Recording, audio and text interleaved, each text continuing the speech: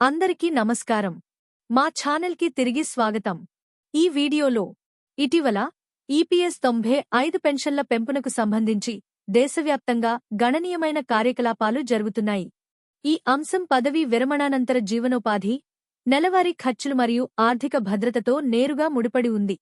ఇంకా ఖచ్చితమైన తేదీని ప్రకటించినప్పటికీ పెన్షన్ల పెంపు సమస్యను ఇప్పుడు తీవ్రంగా పరిగణిస్తున్నారనే విషయాన్ని ఇటీవలి పరిణామాలు స్పష్టం చేశాయి. మేము ఈ అంశంలోకి వెళ్లే ముందు మీరందరూ మా ఛానల్కు సభ్యత్వాన్ని పొంది మాకు మద్దతు ఇవ్వాలని మేము అభ్యర్థిస్తున్నాము.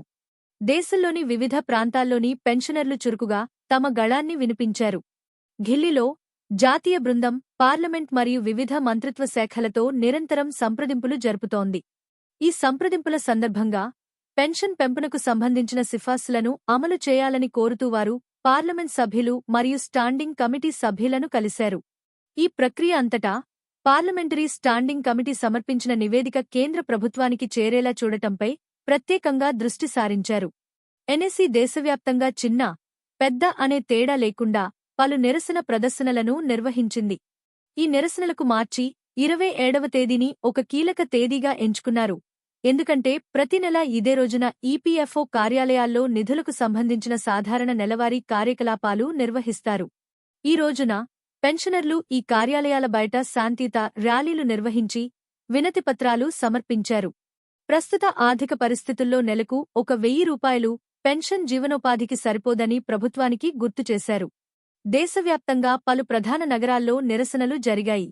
కర్ణాటకలో ముఖ్యంగా బెంగళూరు, మైసూరు, బళ్ళారి మరియు విజయపురలలో పెన్షనర్లు ఈపీఎఫ్ఓ కార్యాలయాల బయట ర్యాలీలు నిర్వహించి వినతిపత్రాలు సమర్పించారు.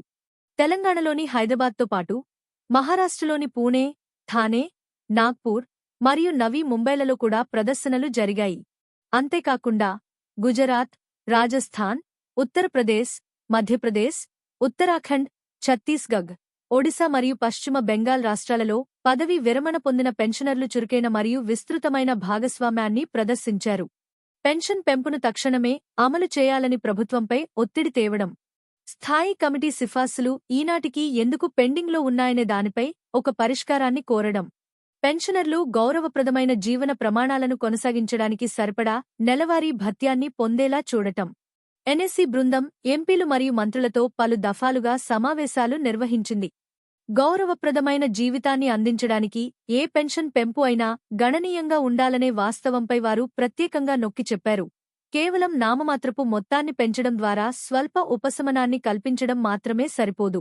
అంతేకాకుండా గత సంవత్సరం కేవలం 1.16% మాత్రమే పెంపుదల జరిగిందని, అయితే కోశ్యారి కమిటీ దీనిని 8.33%కి పెంచాలని సిఫార్సు చేసిందని వారు ప్రభుత్వానికి తెలియజేశారు.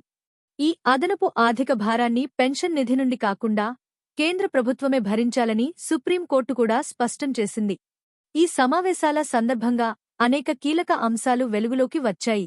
పెన్షన్ పెంపుదలలో జరుగుతున్న జాప్యం కారణంగా పదవీ విరమణ పొందిన పెన్షనర్ల ఆర్థిక పరిస్థితి ప్రతికూలంగా ప్రభావితమవుతోంది. ఖచ్చితమైన సమాచారం మరియు సంబంధిత పత్రాల మద్దతుతో నిరంతర సంభాషణను కొనసాగించడం ఒత్తిడి తీసుకురావడానికి అత్యంత ప్రభావవంతమైన మార్గం.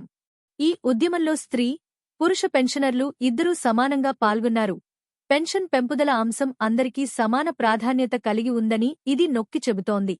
ఈ ఉద్యమ ప్రభావం క్రమంగా స్పష్టమవుతోంది. పలువురు పార్లమెంటు సభ్యులు ఈ అంశాన్ని పార్లమెంటులోనూ కేంద్ర ప్రభుత్వం వద్ద కూడా లేవనెత్తుతామని హామీ ఇచ్చారు. కొన్ని ప్రాంతాల్లో శ్రీరామనవమి పండుగ సెలవుల కారణంగా నిరసన ప్రదర్శనలు వాయిదా పడ్డాయి.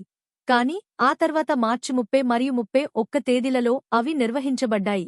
దైనందిన జీవితం దృక్కోణంలో చూస్తే పెన్షన్ పెంపుదల ఈ క్రింది ప్రయోజనాలను కలిగిస్తుంది. నెలవారీ ఖర్చుల విషయంలో ఉపశమనం, మందులు, గృహావసరాలు మరియు ఇతర ఖర్చుల కోసం అదనపు నిధులు. తన పెన్షన్ మొత్తం సరిపోతుందని, అది గౌరవప్రదంగా ఉందని కలిగే మానసిక ప్రశాంతత. దీర్ఘకాలిక ఆర్థిక భద్రత మరియు స్వావలంబన.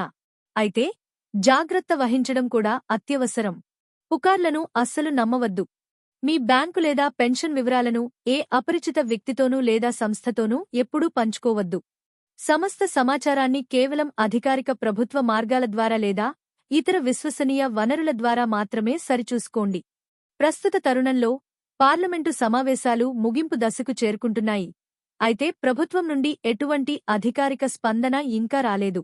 అయినప్పటికీ ఎన్ఎస్సి మరియు పెన్షనర్లు నిరంతరం అవగాహన కల్పిస్తూ ఒత్తిడిని కొనసాగిస్తున్నారని స్పష్టమవుతోంది. పెన్షన్ పెంపుదలకు సంబంధించిన తన సిఫార్సులను స్టాండింగ్ కమిటీ ప్రభుత్వానికి పంపింది. ఈ విషయంపై ప్రభుత్వం ఇంకా ఎటువంటి వ్యాఖ్యలు చేయలేదు. ఎన్ఎస్సి మరియు పెన్షనర్లు దేశవ్యాప్తంగా చురుకుగా తమ కార్యకలాపాలను కొనసాగిస్తున్నారు. ఈ సిఫార్సులు అమలు జరిగితే నెలవారీ పెన్షన్ మొత్తం పెరుగుతుంది. తద్వారా జీవన వ్యయ నిర్వహణ మరింత సులభతరం అవుతుంది. మిత్రులారా, ఇది ఓర్పుతో వ్యవహరించాల్సిన సమయం. అన్నింటికంటే ముఖ్యంగా సరైన సమాచారంతో మీ హక్కుల పట్ల అప్రమత్తంగా ఉండటం చాలా కీలకం. పింఛను పెంపు ప్రక్రియ క్రమంగా పురోగమిస్తోంది. దాని సానుకూల ప్రభావం త్వరలోనే స్పష్టమవుతుంది. ప్రశాంతంగా ఉండండి, అప్రమత్తంగా ఉండండి మరియు మీ హక్కుల గురించి తెలుసుకుంటూ ఉండండి. సరైన చర్యలు తీసుకోవడం ద్వారా మాత్రమే సురక్షితమైన, గౌరవప్రదమైన భవిష్యత్తును పొందగలం. ఈ సమాచారం మీకు విలువైనదిగా అనిపిస్తే దయచేసి మీ వాట్సాప్ మరియు ఫేస్బుక్ గ్రూపులలో షేర్ చేయండి. మీ ప్రశ్నలతో క్రింద వ్యాఖ్యానించండి మరియు వాస్తవ ఆధారిత నవీకరణల కోసం సభ్యత్వాన్ని పొందడం మర్చిపోవద్దు. ఈ వీడియో చూసినందుకు ధన్యవాదాలు.